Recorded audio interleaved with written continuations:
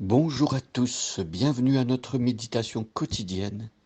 Bien aujourd'hui, nous allons commencer une nouvelle série de méditations. Nous allons regarder un livre historique, un livre de l'Ancien Testament. C'est le livre de Néhémie. Nous allons parcourir le chapitre 1. Et pour situer le livre de Néhémie dans son contexte, rappelons que Israël avait été amené captif, déporté de son territoire, de ce pays promis où coule le lait et le miel, un pays que Dieu avait promis à Abraham, mais à cause de sa désobéissance, du non-respect de l'alliance, toutes les promesses faites dans le Pentateuque par rapport à ce qui devait arriver au peuple s'il obéissait ou pas, et bien là, les promesses de malheur se sont abattu sur le peuple d'Israël qui a été déporté à Babylone et ensuite sous le joug des Mèdes et des Perses. Et donc on se situe dans cette période de l'histoire du peuple d'Israël où le peuple, grâce à l'édit de Cyrus, est revenu dans le pays promis, mais il y a encore beaucoup d'exilés qui sont restés en Perse, à Babylone et dans les autres pays où le peuple avait été déporté.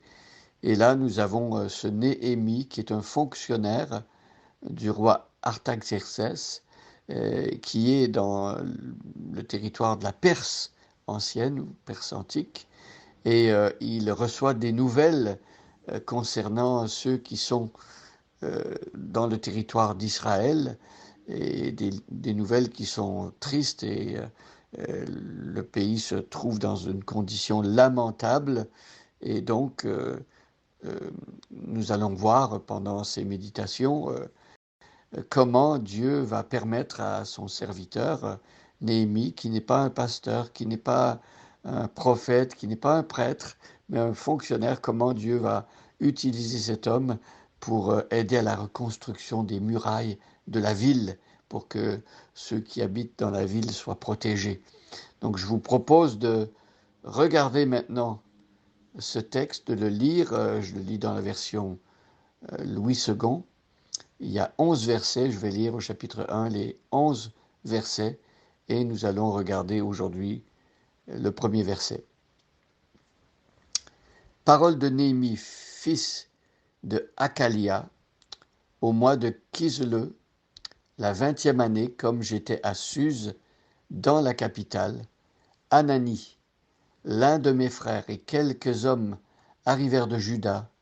Je les questionnai au sujet des Juifs réchappés qui étaient restés de la captivité et au sujet de Jérusalem. Ils me répondirent, ceux qui sont restés de la captivité sont là dans la province, au comble du malheur et de l'opprobre. Les murailles de Jérusalem sont en ruine et ses portes sont consumées par le feu. Lorsque j'entendis ces choses, je m'assis. Je pleurai et je fus plusieurs jours dans la désolation. Je jeûnai et je priai devant le Dieu des cieux.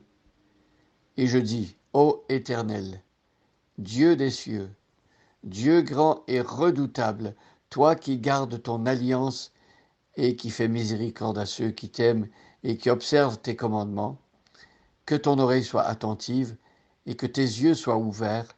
Écoute la prière de ton serviteur, que ton serviteur t'adresse en ce moment, jour et nuit, pour tes serviteurs les enfants d'Israël, en confessant les péchés des enfants d'Israël, nos péchés contre toi, car moi et la maison de mon Père, nous avons péché.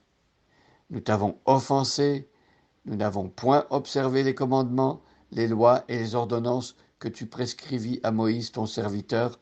Souviens-toi de cette parole que tu donnas l'ordre à Moïse ton serviteur de prononcer. Lorsque vous pécherez, je vous disperserai parmi les peuples. Mais si vous revenez à moi, et si vous observez mes commandements et les mettez en pratique, alors quand vous seriez exilés à l'extrémité du ciel, de là je vous rassemblerai, et je vous ramènerai dans le lieu que j'ai choisi pour y faire résider mon nom. Ils sont tes serviteurs et ton peuple que tu as racheté par ta grande puissance et par ta main forte. Ah Seigneur, que ton oreille soit attentive à la prière de ton serviteur et à la prière de tes serviteurs qui veulent craindre ton nom. Donne aujourd'hui du succès à ton serviteur et fais-lui trouver grâce devant cet homme. J'étais alors et chanson du roi.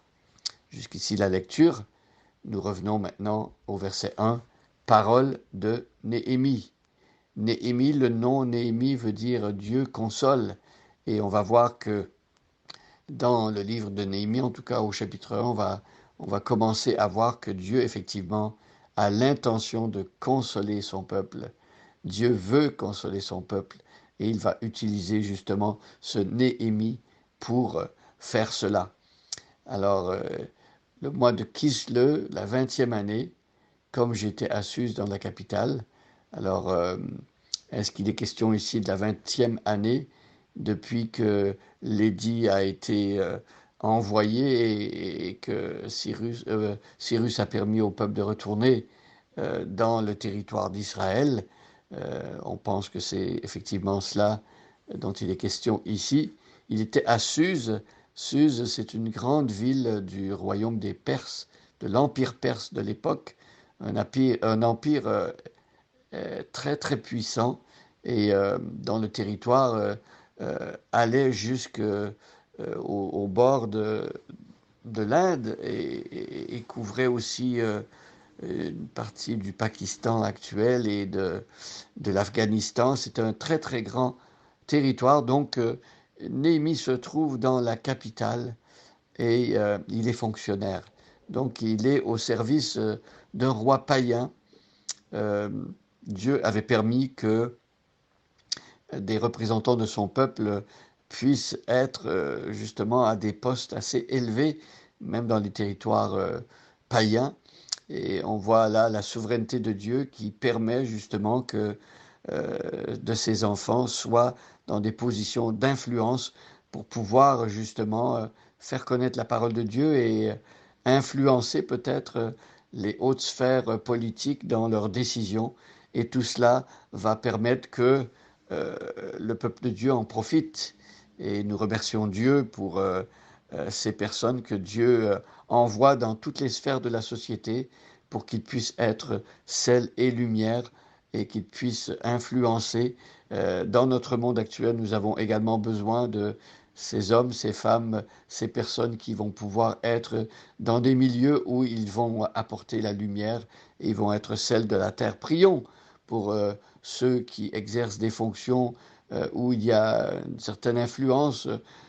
Prions pour que Dieu les garde dans sa sainteté et qu'il puisse les utiliser pour que son peuple en profite et pour que le royaume de Dieu puisse avancer. Bonne journée à chacun et à chacune et soyez richement bénis.